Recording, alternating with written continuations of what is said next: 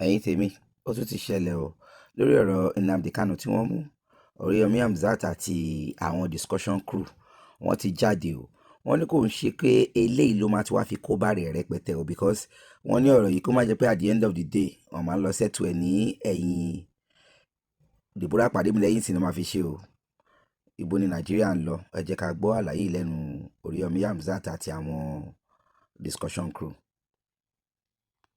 strong tó àwọn gángan òfin ni wọ́n àwọn gángan òfin ni wọ́n kàkà kí òfin mú wọn ìlú ògbóná jẹjẹrẹ o. tó bá yẹ pé lóòótọ́ tó bá jẹ́ pé lóòótọ́ níbi àwọn tó dárúkọ yẹn wà ń bẹ̀ níbi tọ́rọ̀ Nnamdi Kanu dé dúró báyìí bẹ́ẹ̀ni àfi kán sẹ́tù ọ̀rọ̀ yẹn politically kí wọ́n ó yá wọ́n bá dákọ̀ wọn bá tí wọ́n sì wà ń bẹ̀ òun ò lè pẹ́ ń bẹ̀ mọ́ àwọn tó dákọ̀ ìsúnmọ́ òkè púpọ̀ wọ́n ní influences tán lè lò.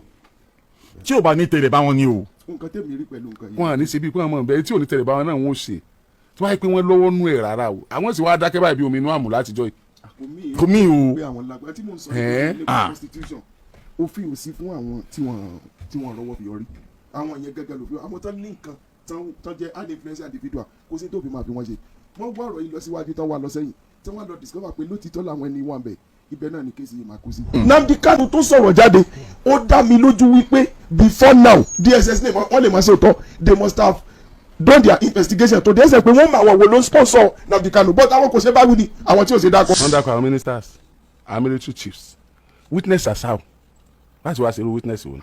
kìnìún yẹn náà rújú bákan. wọ́n wá jẹ́rìí rẹ̀ ni àbí kí wọ́n wá sọ pé náà lọ́wọ́ ń bẹ̀ náà jọ ń ṣe ni. ẹ jẹ́ àwọn nǹkan tó fà mí story. ẹ̀ka story page 3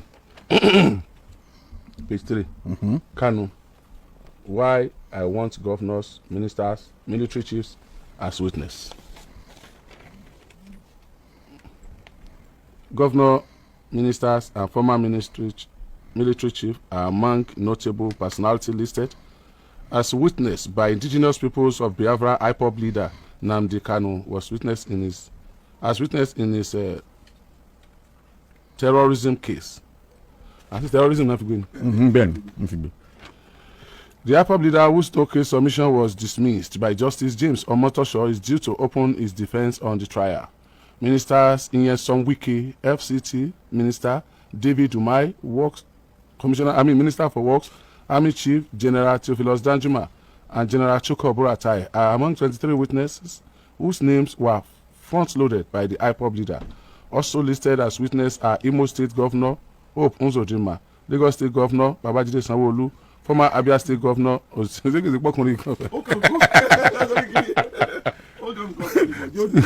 ni witness ni pé àwọn wọlé lẹ́rìí rẹ o fún gbogbo ohun tó ń ṣe o.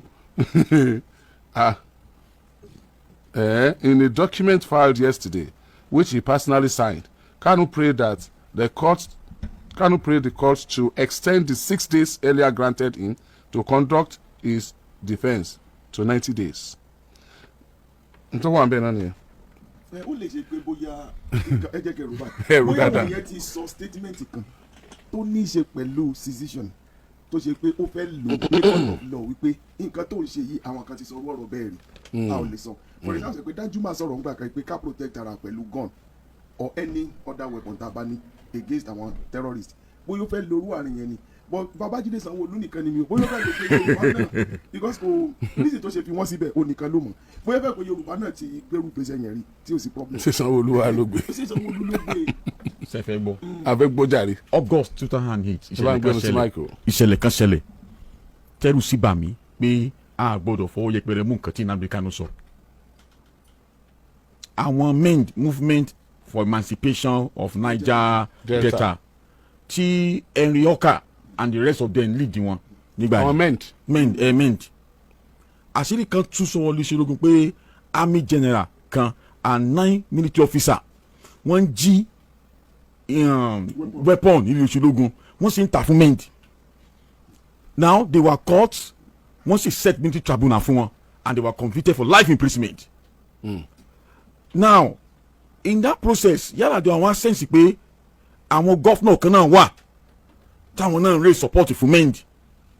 wọ́n wá sọ́mọ̀ wọn people should go and check it o wọ́n lọ fa check ẹ̀ wọ́n wá sọ́mọ̀ wọn sí ìjókòó bí kí lè fẹ́ gbà inú kìlù mọ́ tòrò inú kìlù mọ́ gbóná mọ́ lórí he gather all the governors in that region ó wá sọ fún Goodluck Jonathan vice ńgbà yẹ ipe kò ń lọ mójútó àwọn guys tó wà ní creek kó bá wọn sọ̀rọ̀ sógbà àwọn ò lè dárúkọ àwọn mọ́ gọ́fúnà fún Jonathan pé ta ni òun ti bí tí àwọn finance yín bí kò wọ́n ń wo weapon táwọn mẹ́ǹdì lò àtàwọn masob ipe tí ajá wọn ò bá lẹ́ni lẹ́yìn ipe weapon yìí wọ́n ju nǹkan tí ẹnìkan kan lè jẹ̀yà kó lọ iná ìgbà àṣírí abẹ́rẹ́ sí tún sọ́wọ́ Yar'Adua pé àwọn gọ́fúnà wà tó ń sọ́pọ́ọ̀tì àwọn mẹ́ǹdì nígbà náà lọ́hùn ó wá pé àwọn guys yìí ó wá ní pé àwọn militants yẹ ó wá ní pé they are very refined guys highly intelligent ó wá ní pé kí ló fà á kí ló bí kíní wọ́n wá ń tú àṣírí fún pé àwọn gọ́fúnà kan wà ní pé àwọn ń sọ pé àwọn ò lè jẹ́ kó àwọn jáde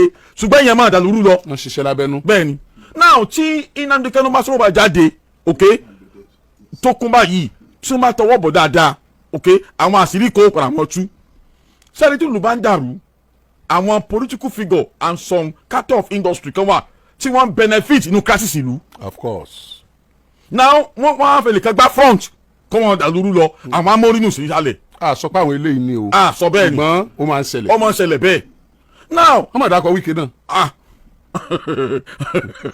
wàhálà ń pọ́n bìkínì gan. now ẹ máa gbọ́ later àwọn gọ́fúnà yẹn torí pé àwọn enjoy immunity àti pé political coloration protect wọn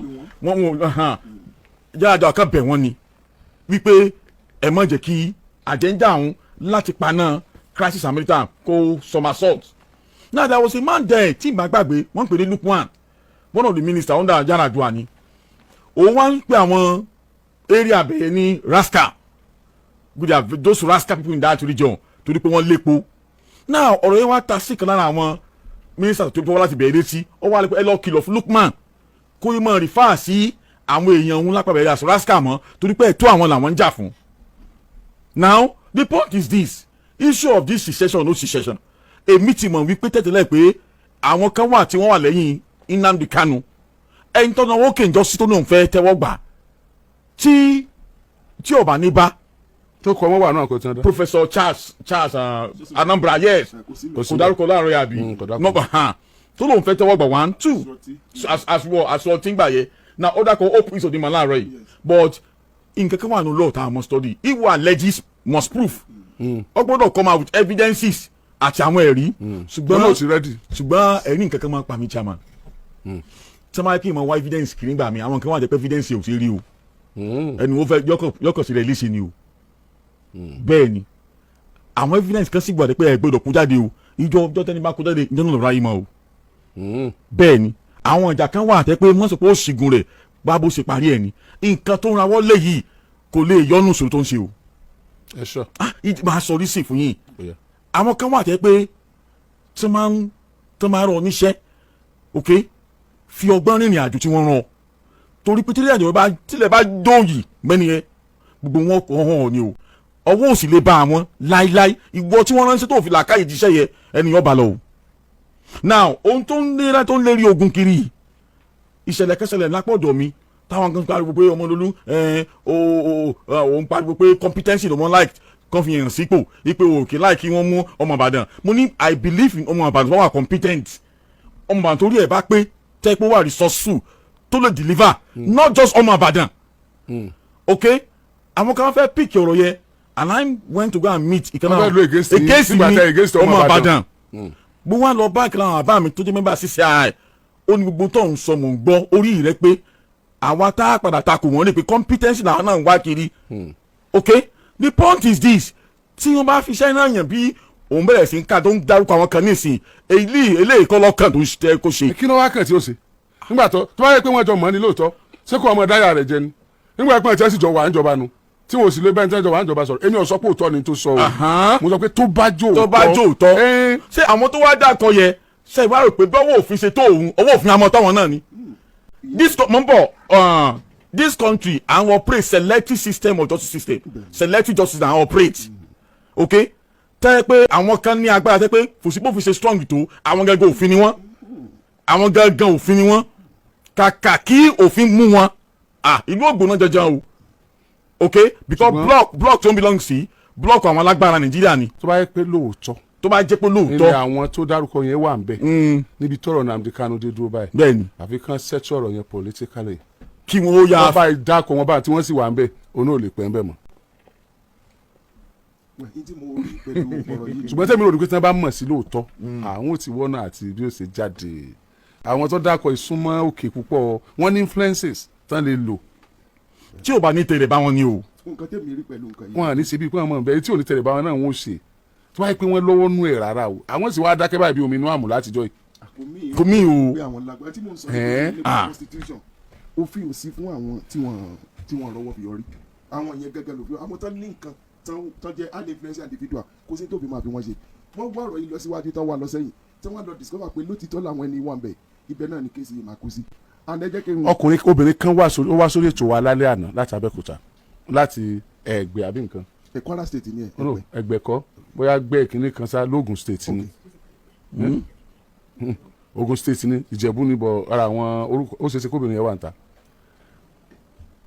ọmọ kan láti ọ̀dọ̀ àbí baálé abúlé wọn ó wá pe ọmọ rẹ̀ ó tàn jáde ó sì lọ sọ́dọ̀ baálé yẹn wọn àtàrọ̀ ọmọ yẹn mọ́ àṣẹ̀yìnwá àṣẹ̀yìnbọ̀ wàhálà ti pọ̀ àwọn kan wọ́n lo oko ńjọ́ kan wọ́n bá rí ẹ̀jẹ̀ lójú ọ̀nà ìgbà wọn tí wọ́n sáré wò síwájú wọ́n bá òkútu ọmọ yẹn wọ́n ti gé orí ẹ̀ wọ́n dẹ̀ ti yọ àtẹ̀ láti ibi ọrùn ẹ̀ wọ́n dẹ̀ yọ ọwọ́ rẹ̀ náà wọ́n yọ lọ at the end of the day wọ́n arrest ẹnìkan ẹni tí wọ́n arrest dárúkọ ẹni tó jẹ́ leader bẹ̀rẹ̀ pé òun ní kóhun tàn wá òun ló lò ọmọ yẹn ọmọ ọlọ́pàá yẹn ṣe dáadáa wọ́n sì mú wọ́n sì gbé wọ́n ní wọ́n gbé wọn lọ ilé ẹjọ́ bóyá ọjọ́ kejì àbí nǹkan ìyá yẹn ò mọ charges tán fi gbé arákùnrin yẹn ṣùgbọ́n ẹni tó jẹ́wọ́ yẹn wà lẹ́wọ̀n dì sí ẹni tí wọ́n ní kí wọ́n wá lu ẹni yẹn gangan ó sì rìn káàkiri ìlú yẹn kódà ó tún threatening ìyá yẹn pé ìgbà díẹ̀ ló kù fún ìyá yẹn ò mọ̀ bó ṣe jáde nílé kò mọ̀ bẹ́ẹ̀ ni yẹn ṣe jáde lẹ́wọ̀n irú charges wo náà fi gbé irú kí ló ṣẹlẹ̀ Ogun State ló ti ṣẹlẹ̀ kí ló ṣẹlẹ̀ láti pín ọ̀rọ̀ tẹ̀ ń sọ lọ́yẹ̀ láti kí ọ̀rọ̀ Nnamdi Kanu. níjọ́ ní tá à ń sọ̀rọ̀ àti pastor mo sọ fún wọn mo ń sọ bí mo ní constitution. Ìgbìlẹ̀ Ìjẹ̀bú.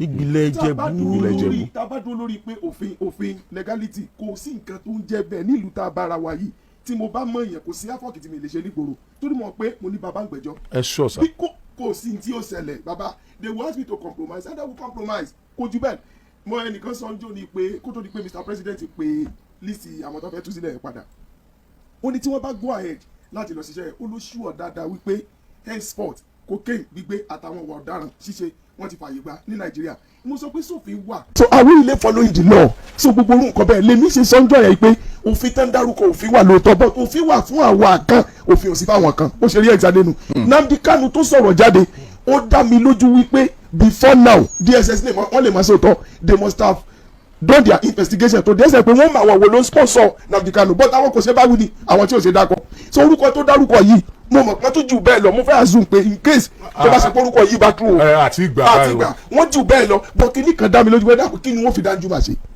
kí ni wọ́n fi oníṣòwò tí máa ṣe kí ni wọ́n fẹ́ fi wíkẹ̀ ṣe káàtì pé lótìtọ́ tó sọ ó correct orí ẹ̀ náà wọ́n padà fi fọ́ àgbọn. tí wọ́n dákọ̀ tí wàá dájú mà ní. wọ́n dákọ̀ yẹn so wọ́n fi èyí pé bó ṣe wà yìí ó ti sọ̀rọ̀ yẹn jáde sí láìpẹ́ nígbọ́n kankan pẹ̀ mọ́ òun lè máa ṣe wọn náà but àwọn yẹn ti lọ ọ́ kó ṣe pé àdéhùn ànígbọ́n kankan pẹ̀ tí wọ́n bá yọ Kanu kó lẹ́wọ̀n ní sí ta ló sọ pé kò ní kọ́tẹ́sì tó bí a senator ọ̀kọ́ lọ sí house of rep adé wọlé so irú àwọn tá a mú lọ́wọ́ ní ìsìn àwọn tá a ràn lọ́wọ́ láti lọ represent wa ní ó ti sọ tó ti darú tó bá correct o but èmi sure pé DSS ó bẹ̀rẹ̀ iṣẹ́ lórí. ẹ màá wọn tó dákọ ni ìyẹn sọ wíkì David Umahi. Former governor Kanu Umahi. tí ó fi lọ sí Danjuma. Umahi Minister of Works. General Chuka Buratai. Buratai kan náà ó máa tó ń sọ fa. ó kù sódìmà. Babájídé Sanwó-Olú. high profile individual. Okezi Ipiasu.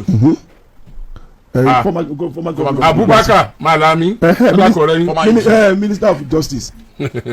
no o tiẹ̀ sọ pé o ní list àwọn tó ń sponsor. Director of State Service DSS. DSS. Olúwatósìn Ajayi. Yusuf Bichi. former DG náà nìyẹn náà. DSS. Ahmed Rufai Abubakar. ìyẹn náà ẹni yẹn náà former Director General of the National Intelligence Agency. NIA. ẹ wá gbà mí. so àwọn high profile individual ó mọ nǹkan tó ń sọ ẹ jẹ́ àwọn òbí tí ó bá dé but mo mọ̀ pé tí kìíní ìbá ti ń dòótọ́ lọ wọ́n padà yàwó yẹn ká ẹ̀ náà ni. tó bá jẹ́ irọ́ ní gbogbo kìíní kí ni òfin ni wọ́n ṣe fún Kanu àti lọ́ọ̀yà rẹ̀. Abájírí nìyẹn wọ́n máa fún lẹ́wọ̀n níbẹ̀ yẹn ó ti sọ on the first kìíní nàbí that's possible. lọ́yà rẹ̀ wà ní remand báyìí. bẹ́ẹ̀ ni yóò ti gbọ́dọ̀ protest ṣe rí nǹkan tí mo fẹ́ sọ lórí nǹkan tí Nnamdi Kanu sọ èmi mọ̀ dájú wípé òun náà lè ṣe ó lè two way ni ó lè orchestrate ẹ̀ kí wọ́n kó gbé okùn ọ̀ràn kó kìbọ àwọn kan lọ́rùn nílùú bí tẹ́ ẹ bá ń wọ́ mi kiri nínú àwọn tí máa wọ́ àkọ́kọ́ nìyẹn one that's one school of thought second school of thought ni pé èmi ò lè gbà gbogbo àwọn tí Kanu dákọ òní Kanu sòótọ́ mentioning people like Babájídé Sanwó-Olú èmi ń gò bẹ́ẹ̀ ni o kí ni líǹkì tó fẹ́ràn ara Babájídé Sanwó-Olú àti Nnamdi Kanu ìwà no yes ló máa ọ̀rá fún yẹn èmi àní opinion tèmi báyìí now ṣíṣe pé ó ń raise issue yìí to paint it to have national outlook kó lè bá capture the whole torí omensan east omensan west omensan north láti capture the entire federation now the thing is this tó bá ń dárúkọ àwọn èèyàn bíi eléyìí ṣé number one ṣé àmà wípé wọ́n òṣìṣẹ́ káwọn yẹn ṣiṣẹ́ tọ̀ kí kéèsì yẹn lọ ní báyìí pé ó jẹ́ pé ó jó òótọ́ fẹ́ jó òótọ́ wọn àwọn wò bẹ́ẹ̀ ni now ó sì lè jẹ́ pé omi rẹ̀ yóò gbèrò yányán. bẹ́ẹ̀ni either way no. He mentioned them for political reason. At least Igbo people for Igbo people to see them as bad people. He doesn't know what he's doing. Is it not Buratai that take him to Nigeria? Kanu is not stable as his witnesses to defend. ìjẹ́ mi mọ̀ ní pé ẹni tó sọ̀rọ̀ náà opinion wọn náà express ọkùnrin ti mention rẹ̀ wọ́n dẹ̀ láti ṣiṣẹ́ lórí kọ̀ọ̀kan wọn pé kí ni attachment tán ní pẹ̀lú Nnamdi Kanu so wọ́n máa wo kí ni attachment what is the connection tó wà láàrin àwọn gbogbo àwọn tó dárúkọ yẹn wọ́n á ṣiṣẹ́ wọn ni a lè assume pé a lè fọwọ́ gbáyà fẹ́ anybody in